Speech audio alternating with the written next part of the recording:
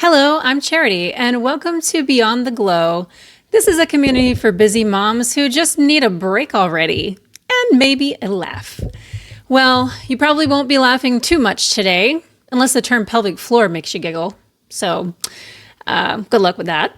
But we are into the third episode of our series, The Post-Partum Life, and we are discussing how different workouts are after childbirth and how to protect your body from injury as you heal. If you don't know by now, nothing postpartum related is off limits here. We discuss it all from hormones to headlines, so buckle up, Buttercup. It's about to get real. Let's get into it. After about 6 months of healing, it is generally safe to resume higher intensity workouts, but as I have cautioned in previous episodes of the Postpartum Life series, it behooves new moms to take it slow. True, you may feel significantly stronger and enjoy a boost of new energy, which are both good signs for engaging in strength training, but your body is still healing.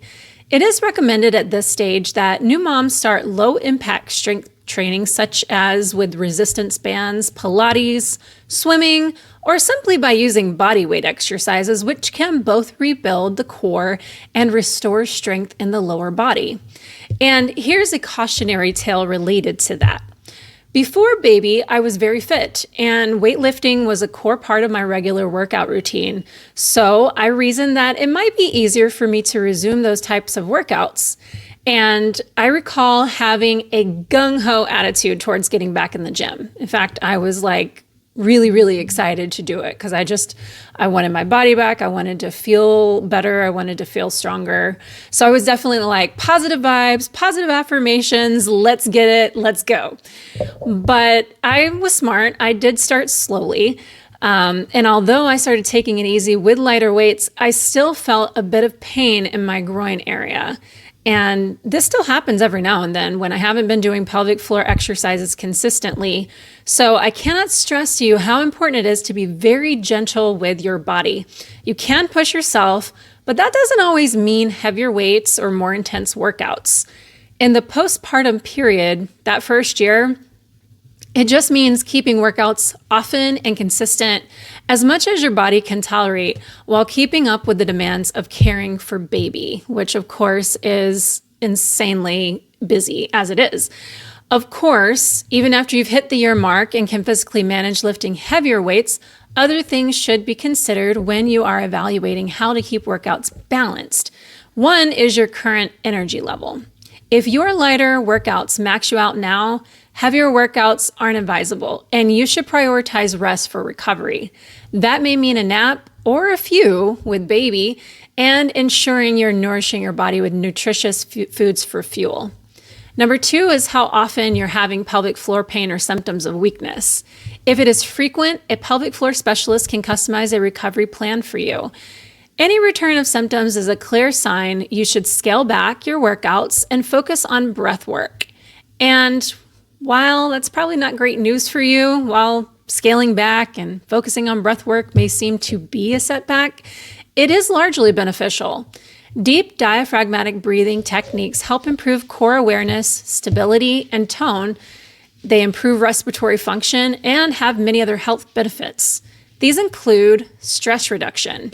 By activating the parasympathetic nervous system, which counteracts the body's stress response, and can reduce cortisol and muscle tension and enhance relaxation. Pain relief is another benefit. Through increased oxygenation in the body and the release of endorphins, the body's natural pain reliever.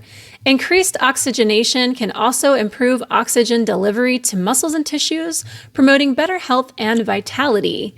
Breathwork further serves as a deep cleanse to the lungs, which increases their volume, improves their function, and eliminates shortness of breath.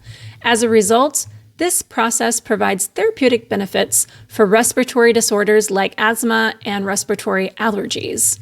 Blood supply to the myocardium improves, significantly reducing the strength and frequency of angina pectoris and hypertensive crises in patients with coronary disease or hypertension, while also enhancing hemodynamics. Additionally, increased oxygen helps the function of the abdominal organs, which in turn improve the gastrointestinal tract, pancreas, gallbladder, bile ducts, kidneys, and they control, of course, constipation, pain, flatulence, irritable bowel syndrome, etc. All of those things. Perhaps the best news about increased oxygenation through breath work is that hormones balance and metabolism normalizes, which helps maintain an average weight. And I think that is the missing piece I did not hear anyone talking about, was how to balance your hormones. Incorporating breath work is definitely easier than you think. There are great low-impact ways to incorporate diaphragmatic breathing into a workout. These include in a stretching routine such as yoga or in a light Pilates routine. So while you're likely itching to get the baby weight off and feel more like yourself, it is most important to work on your breathing so that your body and hormones are prepared to support heavier workouts. For those ready for heavier workouts, be aware that pelvic floor exercises must remain part of the routine to keep those muscles toned. That area has been stretched to its limit, so keeping it constantly trained will help you support the extra weights you'll be handling during workouts, as well as the ever-increasing weight of that precious little baby. And if you're wondering what may happen if you don't, take it from me, who slighted the pelvic floor workouts more than I should have.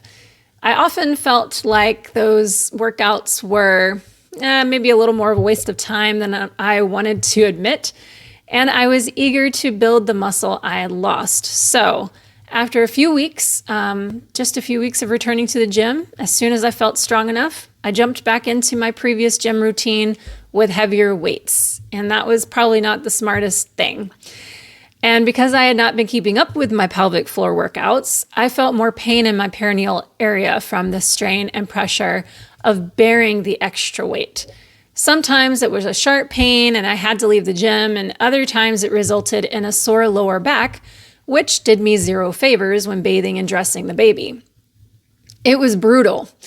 If you feel this way, let me assure you that if you have to pick one or the other, choose the pelvic floor exercises and body weight exercises for the rest of your body. The pelvic floor is the building block of your core, and if that is strong, your whole body will feel stronger. Don't sleep on the pelvic floor workouts. Ultimately, your body is different, and it is essential that you understand how to care for it while balancing your energy levels so you aren't depleted while you care for your baby.